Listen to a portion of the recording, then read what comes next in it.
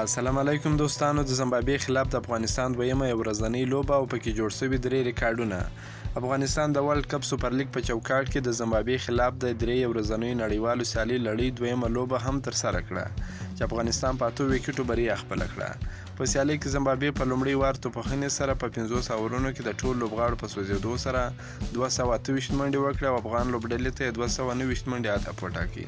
افغانستان ټاکل شوی هدف د لوبې په 45م اوور کې د 2 لوبغاړو په سوځېدو سره ترلاسه کړ چې پکې رحمت شاه تاتي او ابراهیم زدران 120 ناسوځېدلې منډې وکړې. په هر صورت په دغه سیالۍ کې د افغان لوبغاړو لخوا 3 جوړ شوي ریکارډونه.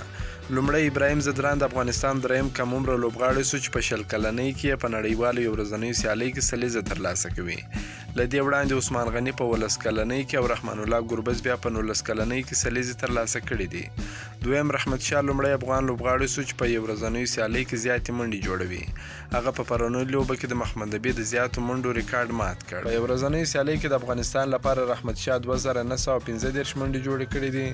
محمد نبي بیا 2809، محمد شهزاد 2027 او اصغر افغان بیا 2440 منډې جوړې کړې دي.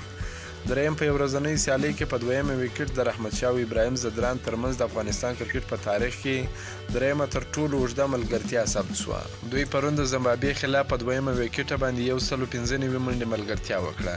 له دې وړاندې په 2010 کال کې کریم صادق او محمد شهزاد 218 منډې ملګرتیا د سکاټلند خلاف او په 2010 کال کې بیا نور علي زدران او محمد شهزاد هم د کاناډا خلاف 215 منډې ملګرتیا ترسره کړې وه.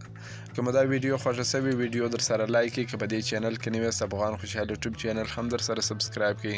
د نور تازه معلوماتو لپاره هم زموږ سره اوسئ. تر بلې ویډیو پورې د الله په امان.